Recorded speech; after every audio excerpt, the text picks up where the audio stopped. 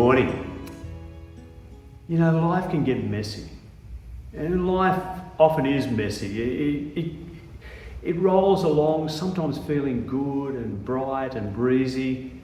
Then all of a sudden something happens to disturb us, to disturb the peace, the tranquility, the ease of life that we feel, the joy or whatever it is.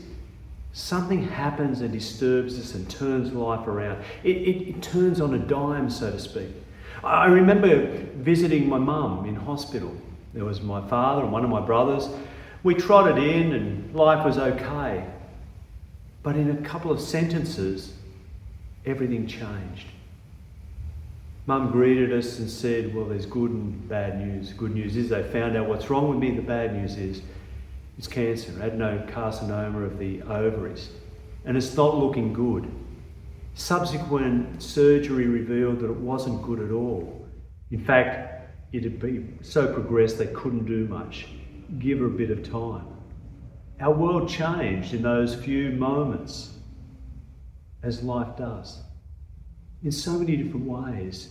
It's when the fires are raging all around, up and down the coast, and people are living in a village hoping that the flames go that way, that the wind will keep them that way, there'll be no change of the wind, or the rains will come, or whatever it is.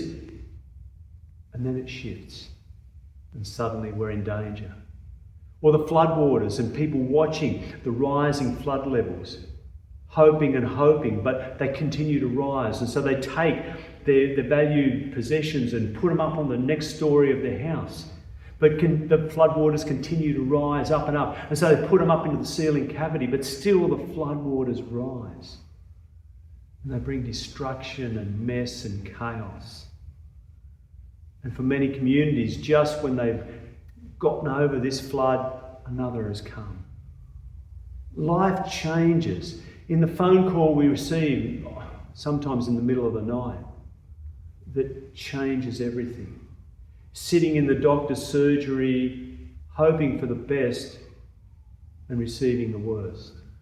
Being called into the boss's office for the hard conversation. Or a relationship that suddenly breaks down and breaks open. Life can change in a moment. For some people, life is an ongoing struggle as they seek food for themselves and their family, or clean water, or medicines, or education, or whatever it is.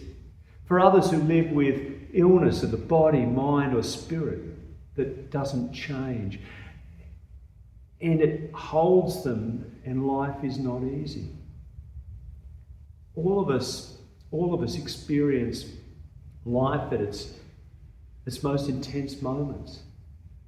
Life that is hard. Life that breaks us open. And we wonder what we'll do. How we can go on. How we can keep on going. How we can believe or hope or trust. In the midst of that deep grief and loss and pain and struggle, everything seems dark. Everything seems hopeless. And we feel desperate. And it's often into that darkness, into that dark moment, that dark place, that the smallest flicker of a light seems to break in. The little glow of something that breaks in. The friend that calls us and listens. Who visits with food or care or a listening ear. The dog that seems to sense our pain or stress and comes up and licks and wants to care for us. The flower that blooms in that moment and fills the world with fragrance and beauty, even though we feel darkness and despair. The new morning that glows brightly in the early morning sun. Or the beauty of a sunset that holds us. And into all of these spaces is this sacred moment, this sacred mystery of God, who comes to us in surprising and strange ways to hold us. Sometimes we recognise that we are being held. And sometimes it's not till much later, in retrospect, we discover we're held in this mystery and wonder, this love of God that is mysterious and beyond our comprehension or ability to control. And this week, a couple of the stories that we read as we begin this new year in the church's calendar, this first season of Advent, first week of Advent, as we look towards Christmas. And the readings of Advent invite us to think of Christmas not as this sentimentalised, nice, feel-good thing that advertising and media would try and drum into us. Christmas is a moment in the midst of the chaos of life.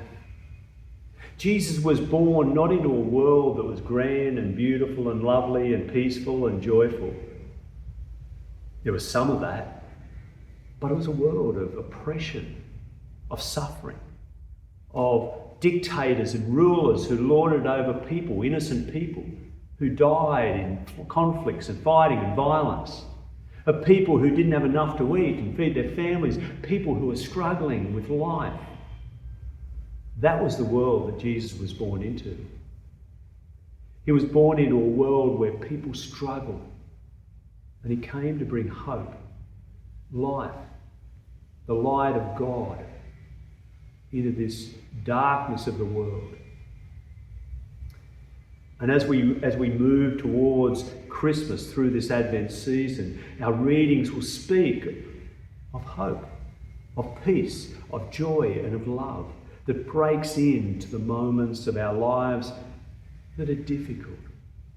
This week, a story from centuries ago, from the book of Isaiah, a series of readings and writings over a couple of hundred years of Jewish history, where the northern kingdom of Israel is conquered and overtaken by the Assyrians, and then the southern kingdom of Judah is overcome by the Babylonians and people carted off into exile. And this prophetic voice known as Isaiah speaks into this. And in the opening chapters, he speaks of the people to listen to God, calls them back, listen to this God. And when you walk into this way of God, the world will break open their bombs and their missiles and their instruments of death and create instruments to tend the garden of life. When we walk in this way of God, we'll walk into the way of peace together. And at the end of the Isaiah story, there's a dream of wolves and lions and children and lambs sitting down together and eating peacefully in this peaceable kingdom. These visions of hope, impossible dreams of God, where the weapons of war become the instruments of tending the garden of life, and where the natural enemies come together in a peaceable way. And then the story that comes to us this year from Matthew. In the week leading up to Jesus' death, these words of Jesus echo down in Matthew some 50 years later, in the 80s of the first century, after the Jewish-Roman war, which resulted in the destruction of the temple in Jerusalem and left it a burning mess, of the bloodshed and violence that filled the city and the surrounds, of the pain of struggle and suffering under tyrannical emperors, and of this simple little Christian church being persecuted and cast aside by its Jewish brothers and sisters and the rest of the world. Matthew speaks into their situation, and he speaks of this one who comes, this Christ who breaks into life, who breaks in moments when we least expect it. He says it's like a thief in the night. If a householder knew the thief was coming at night, they would be there prepared, waiting. And he says it's like that. This Christ will break into human life in those least expected moments. Be awake and aware. Embrace it. And this Christ breaks into life, particularly where it's deepest and darkest, when we least expect it or know what to do. In that flower that blooms in the darkness of our life, in the early morning sun that shines in a cloudless sky and fills it with beautiful light, soft light, of the birds that sing and herald in the new day, of the puppy that wants to lick us and pat us and be with us and hold our pain, our stress, of gathering with friends and family around a table and sharing stories of laughter and tears, of pain and joy, and sharing food together.